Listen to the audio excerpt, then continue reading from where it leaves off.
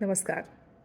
इस वीडियो की शुरुआत करने से पहले मेरी आप सबसे यही अपील है, जो भी व्यक्ति इस वीडियो को देख रहा है, चाहे आप उत्तराखंड के हों, चाहे आप हिमाचल प्रदेश के हों या फिर इन पहाड़ी राज्यों के भी ना हों, अगर आप दिल्ली से भी हैं, दिल्ली एनसीआर से भी हैं, कहीं से भी हैं, देश के किसी भी राज्य से आप बिलॉन्ग करते हैं, आप इस वीडियो को जितना हो सके उतना शेयर करें। और शेयर करने के लिए मैं केवल इसलिए कह रही हूँ क्योंकि आज उत्तराखंड को आपकी ज़रूरत है, जोशीमठ को आज आपकी ज़रूरत है। आपदा जो आन पड़ी है जोशीमठ के ऊपर, जोशीमठ के अस्तित्व के ऊपर, जोशीमठ की जनता के ऊपर, उन तमाम लोगों को आज आपकी ज़रूरत है। आज आपको आगे आना होगा।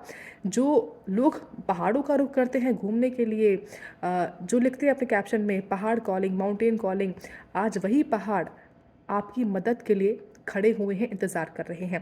हम जाते हैं घूमने के लिए, मैं खुद जाती हूँ घूमने के लिए। हम व्लॉग बनाते हैं, रील्स बनाते हैं, अपने इंस्टाग्राम पर, अपने यूट्यूब पर पोस्ट तो कर देते हैं, लेकिन आज जब हालांकि मैं इस बात से भी इत्तेफाक रखती हूँ कि मैं और आप लोग क्या मदद कर पाएंगे, क्योंकि मैं खुद इस चीज़ को महसूस कर रही हूँ। इंस्टाग्राम पर या फिर ट्विटर पर भी या फेसबुक पर भी जितना ज़्यादा पोस्ट होने चाहिए थे, जितने ज़्यादा ट्वीट्स होने चाहिए थे जोशीमठ की जनता के बचाव के लिए, उतने ट्वीट्स या पोस्ट नहीं हो पा रहे हैं। तो आप इसके ज़रिए भी मदद कर सकते हैं, उत्तराखंड सरकार को जगाने का काम कर सकते हैं। जो भी अधिकारी जिनको जिम्मेदारी मिली हुई थी, क्योंकि ये पूरा जो अभी प्रक्रिया चल रही है वो बहुत ही धीमी गति से चल रही है, इसलिए इस प्रक्रिया में तेज़ी लाने के लिए हम सबको एक साथ आना होगा, हम सबको आवाज़ उठानी होगी। जोशीमठ हम सभी जानते हैं धंस रहा है। जी हाँ, धंस रहा है जोशीमठ और उसके अस्तित्व पर सवाल खड़े हो चुके हैं। हो सकता है अगर सही कदम सही तरीके से नहीं उठाए गए तो ये भी हो सकता है कि जोशीमठ सिर्फ किताबों में रह जाए, इतिहास बन जाए जोशीमठ।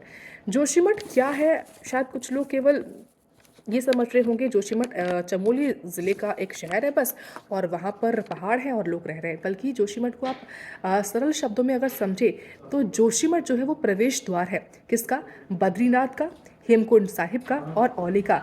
औली, देखिए बद्रीनाथ और हेमकुंड साहिब जो है वो तीर्थ स्थली है, लेकिन जो औली है वो पर्यटन स्थली है, वहाँ पर ज़्यादा लोग जाते हैं। हालांकि बद्रीनाथ और हेमकुंड साहिब भी लोग जाते हैं, लेकिन इनका प्रवेश द्वार जोशीमठ है। इसलिए मैं कह रही हूँ कि जोशीमठ ही नहीं बल्कि उत्तराखंड के अलग अलग हिस्सों में जिस तरीके से आपदाएं आनी शुरू हो रही हैं, क्योंकि जोशीमठ का मामला तो हम सबके सामने है। जोशीमठ जैसे ही जो तमाम घरों में दरारें आ रही, कुछ वैसी दरारें आनी है वो उत्तरकाशी में भी शुरू हो चुकी हैं।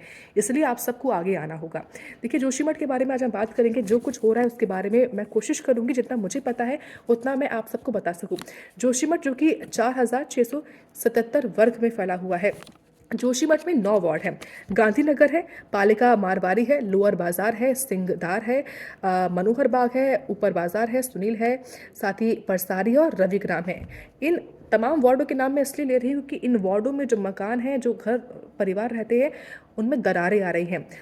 गांधीनगर के 134 परिवार हैं जो कि इस परेशानी से जूझ रहे हैं। पालिका मारवाड़ी में 28 परिवार हैं, लोअर बाजार में 24 हैं, सिंगदार में 56 हैं, मनोहर बाग में 80 हैं, ऊपर बाजार में 31 हैं, सुनील में 38 है, पारसारी में 51 है और 161 है रविग्राम में। 161 रविग्राम में। रविग्राम बहुत ज़्यादा तकलीफ में है, वहाँ के लोग बहुत पीड़ा में हैं, लोग बहुत दर्द में रह रहे हैं। उनकी जो दिन है ना वो तो बीत जा रहे हैं क्योंकि लोग पहुंचे हुए हैं, लेकिन जो रातें हैं उनकी वो इस दर्द में, इस तकलीफ में कि क्या पता अगर वो सोते हैं और सुबह ना उठे या उठते भी है तो उनका जो मकान है वो धंसा हुआ मिले। उनके सर की जो छत जो भी वो सोते सोते देख पा रहे हैं, क्या पता सुबह जब वो उठे तो वो छत धंसी हुई हो और वो भी उसके साथ धंसे हुए हो। जी हाँ, ये बहुत मैं कठोर शब्दों में कह रही हूँ, लेकिन कुछ ऐसा भी हो सकता है। एक बड़े हादसे होने से पहले आप सबको आगे आना होगा। हालांकि जिस तरीके से उत्तराखंड सरकार की जिम्मेदारी बनती थी, हालांकि जिम्मेदारी क्यों बनती थी उसकी जो पूरी प्रक्रिया थी उसके बारे में भी बात करेंगे, लेकिन फिलहाल मुख्यमंत्री पुष्कर सिंह धामी ने बैठक की थी। उस बैठक के बाद मुख्यमंत्री धामी की तरफ से ये ऐलान हुआ कि जो परिवार ज़्यादा प्रभावित है या जिन क्षेत्रों में ज़्यादा परेशानियाँ, ज़्यादा दरारें हैं बेसिकली, उन वहाँ के क्षेत्रों को तुरंत ही हटाया जाए, वहाँ के जो लोग रह रहे हैं उनको शिफ्ट किया जाए, और जो लोग शिफ्ट किए जाएंगे वो अस्थायी पुनर्वास केंद्रों में उनको शिफ्ट किया जाए। ये मुख्यमंत्री धामी ने ऐलान किया है और 6 महीने तक उन तमाम लोगों को, उन तमाम परिवारों को प्रति परिवार 6,000 रुपये जो है वो मुख्यमंत्री धामी की तरफ से या मुख्यमंत्री कोष की तरफ से राहत सहायता राशि के तौर पर दी जाएगी। फिलहाल मुख्यमंत्री की तरफ से ऐलान हुआ है। ये शॉर्ट टर्म प्लान है, आप सभी समझ चुके हैं, 6 महीने तक शॉर्ट टर्म प्लान है। लॉन्ग टर्म के हिसाब से किस तरीके से सरकार को कदम उठाने चाहिए, ये देखने वाली बात होगी कि सरकार क्या कदम उठाती है। लेकिन सबसे अहम, अगर जिनको इस जोशीमठ के बारे में नहीं पता कि वहाँ पर क्या हो रहा है, वहाँ पर ज़मीन धंस रही है, मकानों में दरारें आ रही हैं, और ये किस तरीके से हो रहा है, कारण क्या है, वो भी आपको बताऊंगी। लेकिन अलकनंदा जो नदी है, क्योंकि जोशीमठ की तरफ आप जाएंगे तो वहाँ पर देवप्रयाग भी पड़ता है, रुद्रप्रयाग भी पड़ता है। देवप्रयाग जहाँ पे अलकनंदा नदी और भागीरथी का मिलन होता है, वो देवप्रयाग, वहाँ की जो अलकनंदा नदी है उसकी तरफ जोशीमठ जो है वो खिसक रहा है। ये हो रहा है, इस तरीके से ज़मीन जो है वो धंस रही है जोशीमठ में। और इसकी जद में ना केवल वहाँ के वार्ड के लोग आ रहे हैं, वहाँ के जो गांव हैं वो आ रहे हैं, बल्कि हमारी सेना आ रही है, गढ़वाल स्काउट्स आ रहे हैं, और भारत और तिब्बत सीमा की जो बटालियंस हैं वो भी इसके जद में आ रही हैं। क्योंकि जोशीमठ से फिर बद्रीनाथ, बद्रीनाथ से फिर माड़ा गांव आता है। माड़ा गांव क्योंकि देश का आखिरी गांव कहा जाता है, भारत और तिब्बत की बॉर्डर पर वो लगता है, इसलिए मैं कह रही हूँ कि वहाँ की जो बटालियन है, सेना जो है, वो भी इसकी जद में आ सकती है। क्योंकि जोशीमठ में जो तमाम गाँव हैं वो तो दरारों में आ ही रहे हैं, नहीं तो जो मंदिर है या फिर जो स्कूल कॉलेजेस तक जो भी चीज़ें हैं वहाँ पर दरारें आ रही हैं, दीवार जो है उनमें दरारें आ रही हैं, जो सड़कें हैं वहाँ पर दरारें आ रही हैं, सड़कों में गड्ढे हो रहे हैं, और उन गड्ढों से मडी वाटर निकल रहा है, यानी मिट्टी वाला पानी निकल रहा है। और और इसी वजह से वहाँ पर भू वैज्ञानिक जो है वो पहुँचे हुए हैं, टीमें पहुँची हुई हैं, जो कि पता लगा रहे कि आखिर कारण क्या हो सकते हैं। लेकिन जो संभावित कारण बताए जा रहे हैं वो ये है, एनटीपीसी।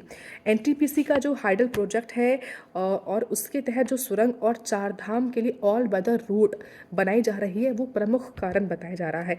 जो निर्माण कार्य लगातार होता आ रहा है जोशीमठ में, उत्तराखंड के भी कई सारे हिस्सों में, उस निर्माण कार्य को खास तौर से प्रमुख वजह बताया जा रहा है। क्योंकि उस निर्माण कार्य की वजह से ही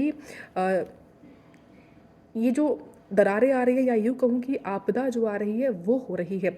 हुआ क्या है कि एनटीपीसी की हाइडल प्रोजेक्ट की एक सुरंग बन रही है, और उस सुरंग में मलबा घुसा हुआ था, और अब मलबा घुसने की वजह से वो जो सुरंग है वो बंद हो चुकी है।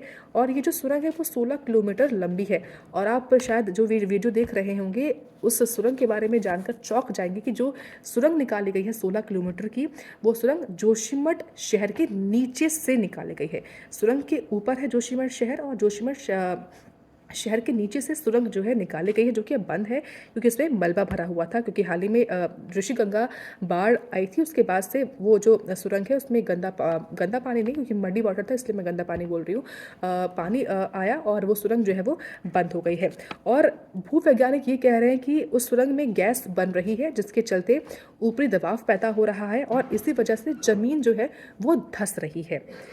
ये एनटीपीसी के द्वारा तमाम जो निर्माण कार्य हो रहे हैं वो एक प्रमुख कारण बताए जा रहे हैं इस तरह के संकट पैदा होने का। इसके अलावा एक वजह ये भी बताई जा रही है, क्योंकि जो जोशीमठ शहर है वो मोरेन पर बसा हुआ है। अब आप सोच रहे होंगे कि मोरेन क्या होता है। दरअसल मोरेन एक ऐसा पहाड़ है, वो ग्लेशियर होता है, और ग्लेशियर के ऊपर लाखों टन मिट्टी और चट्टानें होती हैं। ग्लेशियर की जो बर्फ़ होती है ग्लेशियर के ऊपर, वो कई सालों की प्रक्रिया के बाद वो पिघल जाती है और वो खिसक जाते हैं, यानी ग्लेशियर जो है वो खिसक जाते हैं। लेकिन जो मिट्टी होती है वो पहाड़ों में तब्दील हो जाती है, और वही पहाड़ आगे चलकर मोरेन कहलाते हैं। यानी कि जो मिट्टी होती है वो मोरेन वो जम जाती है, पहाड़ में तब्दील हो जाती है, चट्टानें जो होती हैं, और वो फिर बन जाते हैं मोरेन, उनको मोरेन कहते हैं। और इसी मोरेन पर जोशीमठ शहर बसा हुआ है। और देखिए मोरेन है, और मोरेन है तो वो खिसकेगा ही, और जो निर्माण कार्य हो रहा है, जो परियोजनाएं चल रही हैं, ये इसको और तेज़ी के साथ खिसका रही हैं। इसी वजह से इसके जो दो प्रमुख कारण हैं वो बताए जा रहे हैं कि मोरेन और एनटीपीसी के द्वारा जो काम हो रहा है वो भी। इसके अलावा ड्रेनेज सिस्टम को लेकर भी सवाल खड़े हो रहे थे कि ड्रेनेज सिस्टम जो है वो भी ठीक नहीं है। जो बारिश का पानी आता है या जो घरों से पानी यूज़ होता है वो भी कहाँ जाता है किसी को पता नहीं है, और इसके लिए भी ड्रेनेज सिस्टम को जोशीमठ के ठीक करना होगा। ये भी एक अहम कारण जो है वो बताया जा रहा है, जिस वजह से ये संकट आया हुआ है, ये दरारें आई हुई हैं। क्योंकि दरारें धरती फट रही है, धरती फट रही है तो उसमें से मडी वाटर निकल रहा है, जो कि सुरंग में जमा हुआ है गंगा बाढ़ का। और यही जो अभी तक जो आकलन है, संभवताएँ जो है वो कही जा रही है। हालाँकि भूवैज्ञानिक जब रिपोर्ट पेश करेंगे उसके बाद एक प्रमुख कारण जो है वो सामने आएगा। लेकिन यहाँ पर सरकार की ज़िम्मेदारी की बात जो मैंने बीच में कही थी वो इसलिए कही थी, ना केवल उत्तराखंड की जो अभी मौजूदा सरकार है वर्तमान में जो है उसकी बात नहीं।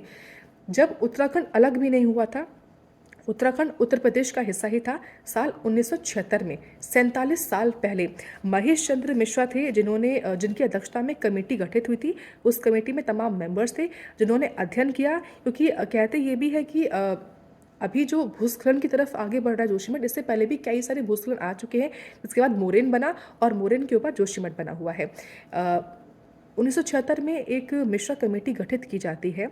उस कमेटी ये पता लगाती है, इस बात को वहाँ पर टेस्ट किया जाता है कि जो शहर है जोशीमठ, उसको लेकर ख़ास तौर से ये जो कमेटी वो बनाई गई थी। उस कमेटी ने जब अपनी जांच पूरी करी, एक रिपोर्ट उस वक्त की तत्कालीन सरकार को सामने रखी। उस रिपोर्ट में ये कहा गया था कि जोशीमठ में जो बारिश और घरों का पानी है उसकी निकासी के लिए आपको उचित प्रबंध करने होंगे, और इसके साथ साथ अलकनंदा नदी से जो कटाव हो रहा है उसकी रोकथाम भी करनी होगी। ये 1976 में 47 साल पहले जो है मिश्रा कमेटी की तरफ से एक जो रिपोर्ट पेश हुई थी, उस रिपोर्ट में तमाम कदम उठाने की बात कही गई थी। यानी कि उस वक्त ही चेता दिया गया था, लेकिन 47 साल बीत गए और 45 साल के बाद आज 2023 में हम आ चुके हैं। उससे बीच में भी कई बार जो इस तरह के टीज़र जो हैं वो पहाड़ों ने दिए हैं, लेकिन फिर भी इस पर कोई ध्यान नहीं दिया गया। ये तो रही बात 47 साल पहले की, लेकिन इससे पहले ही बीते साल से भी या बीते साल से भी पहले से भी लगातार जो दरारें हैं वो किन्हीं किन्हीं घरों में आना शुरू हो चुकी थी, लेकिन फिर भी सरकार ने इस पर कोई ध्यान नहीं दिया, लापरवाही बरती है, और लापरवाही का जो नतीजा है वो पहाड़ के लोग आज भुगत रहे हैं। अब यहाँ पर क्या होना चाहिए, जो मुझको लगता है पर्सनली, वो मैं आपको बताती हूँ। जोशीमठ में जो हो रहा है, सरकार अपना कदम उठा रही है। सरकार ने जल शक्ति मंत्रालय जो है, खुद पीएमओ भी इस पर निगरानी बनाए हुए हैं। पीएमओ की तरफ से भी लगातार जानकारी ली जा रही है। जल शक्ति मंत्रालय जो है केंद्र का, उन्होंने भी एक टीम गठित कर दी है जो कि अब अपने अपने लेवल पर सब जांच कर रहे हैं।